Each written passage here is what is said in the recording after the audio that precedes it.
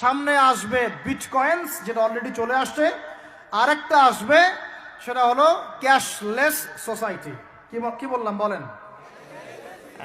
বলদ বলবে যে ভবিষ্যৎবাণী করে গেল, আহলুল বলদ ওয়াল কিরদা, আহলুল হিমার ওয়াল কিরদা।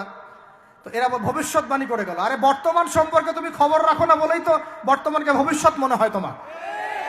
এটা বহু কান্ট্রিতে অলরেডি চালু হয়ে গেছে। এই যে আমাদের অনেক ভাই ব্যবসা করে, তারা চায়না যায়, কোরিয়া যায়, উত্তর কোরিয়া, দক্ষিণ কোরিয়া যায়, ওরা দেখে আসতেছে চায়না চালু করে ফেলছে অলরেডি। ক্যাশলেস সোসাইটি মানে হচ্ছে আপনি আপনার মুদ্রাকে সংরক্ষণ করতে পারবেন না। এই কথাগুলো খোলামেলা বলার কারণেই ওদের দ্বারা পালিত কিছু তথাকথিত শায়েখ আমার উপর খুব ক্ষিপ্ত।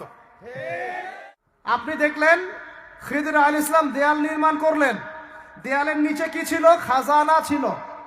তাহলে দেয়ালের নিচে খাজানা তিনি সংরক্ষণ করলেন কেন? এতিম বালকরা যেন বড় হয়ে সেটা নিতে পারে। তাহলে আপনি চিন্তা করেন, ওই মুদ্রাটা কি ছিল? ইলেকট্রনিক মানি ছিল, যেটা তিনি সংরক্ষণ করলেন। ওই মুদ্রাটা কি কাগজের মুদ্রা ছিল, যেটা তিনি সংরক্ষণ করলেন? ওই মুদ্রাটা কি বিটকয়েন ছিল, যেটা তিনি সংরক্ষণ করলেন? তিনি সংরক্ষণ করেছেন হয় গোল্ড কয়েন অথবা রূপার মুদ্রা। কারণ এটার মূল্য কমে যাবে না, এরা 20 বছর পর বড় হলেও বাবারই সম্পত্তি ফেরত পাবে। এইটা হলো ইসলামিক কারেন্সি, যেটা বিশ্ব থেকে উঠিয়ে দিয়েছে এই IMF, ওয়ার্ল্ড ব্যাংক আর ইউনাইটেড স্টেট এবং এদের যে চালাপালাগুলো সব।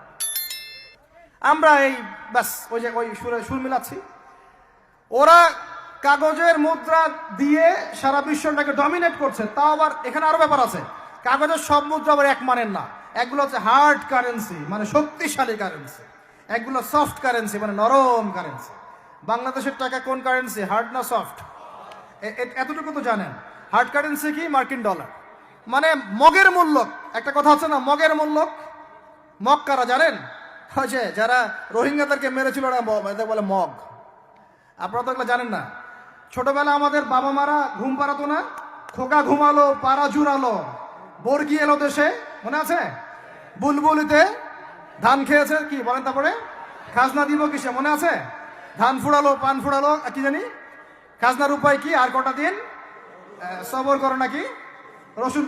এখানে কি বোঝানো হয়েছে আপনি বুঝতে পারবেন না, ইতিহাস পড়তে হবে। খোকা ঘুমালো পাড়া জুড়ালো, বর্গি এলো দেশে। বর্গি মানে এই যে মগদেরকে বোঝানো হয়েছে। ওরা উগ্র ছিল, যেখানে যাইতো এরকম মঙ্গলদের মতো ম্যাসাকার করতো, ফসল বিনষ্ট করতো, ট্যাক্স নিত, জুলুম করতো। ওইটা ভয় দেখানো হতো। ওই জন্য ওদের মূল্য, ওদের